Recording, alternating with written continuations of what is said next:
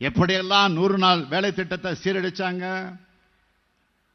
அந்த திட்டத்துக்கு நிதி ஒதுக்கிறதுலையே முக்கியத்துவமே தரலையே, அளிக்கலையே.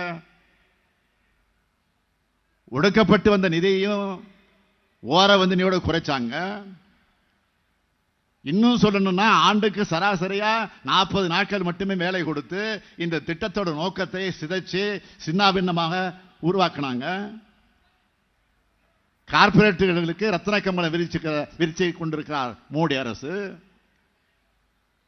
ரத்தம் சிந்தி உழைக்கிற ஏழைகளுக்கு உதவியா இருக்கிற திட்டத்தை சீரழிச்சு வேடிக்கை பார்த்தது. நம்ம தேர்தல் அறிக்கையில் சொன்னதை பார்த்து தமிழ்நாடு மற்றும் புதுச்சேரிக்கு 294 ரூபாயிலிருந்து 319 ரூபாயாக உயர்த்தி இருக்காங்க. அடேங்கப்பா, மக்கள் மேல எவ்வளவு அக்கறை! அவ்வளவு அக்கறை இருக்கக்கூடியவர் இதையெல்லாம் தேர்தலுக்கு முன்னாடி ஏன் செய்யல? ஏனென்றால் இதெல்லாம் கண்துடைப்பு நாடகம். திரும்பவும் நாம் உறுதியோடு சொல்றோம், 100 நாள் வேலைவாய்ப்பு திட்டத்தில் வேலைவாய்ப்பு நாட்கள் 150 நாட்களாக உயர்த்தியும் ஊதியத்தை 400 ரூபாயாக உயர்த்துவோம். நேற்று ஒரு செய்தி பார்த்தேன். நம்ம மக்களுக்கு வெள்ள பாதிப்பு போது நிவாரணம் கொடுத்ததை பிச்சைன்னு சொன்னாங்கல்ல ஒன்றிய நிதியமைச்சர் நிர்மலா சீதாராமன். அவங்க பேசியதாக ஒரு செய்தி பத்திரிகையில் படித்தேன். இவங்க பிச்சைன்னு சொன்னதும் நான் சொன்னேன், மாண்புமிகு நிர்மலா சீதாராமன் அவர்களே, ஒரு முறையாவது மக்களை வந்து சந்திச்சு பாருங்க.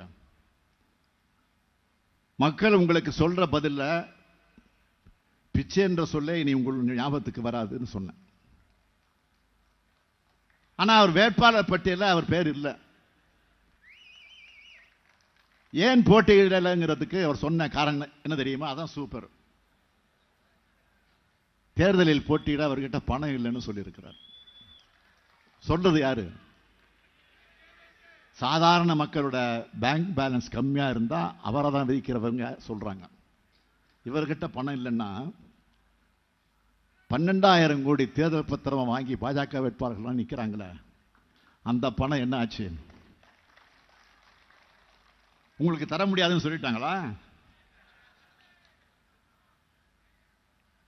யாரை குற்றம் சாட்டுகிறார் அவர்? அம்மையார் அவர்களே, தேர்தலில் போட்டியிட மக்களை சந்திக்கணும், மக்களுக்காக உழைக்க தெரியணும், மக்களை பற்றி உண்மையான அக்கறை இருக்கணும். உங்களுக்கே தெரிஞ்சிருச்சு, தேர்தல் நின்னா மக்கள் உங்களுக்கு தக்க பாடம் புகட்டுவாங்க, அதனால தப்பிச்சிட்டீங்க. நிச்சயம் தமிழ்நாட்டு மக்கள் 2019 தேர்தல் மாதிரிய இந்த தேர்தலிலும் பாஜகவை ஒதுக்கத்தான் போறாங்க. பாஜகவுடன் வெளிப்படையா கூட்டணி அமைச்சிருக்கிறாங்களே, கள்ள கூட்டணியா தமிழ்நாட்டுக்கு துரோகம் இழைக்கிற பழனிசாமி கூட்டமும் தோற்கடிக்கப்படணும். பாஜகவை விமர்சிக்காம பாஜகவுக்கு எதிரான கூட்டணின்னு வசனம் பேசுகிறார் கொடநாடு புகழ் பழனிசாமி.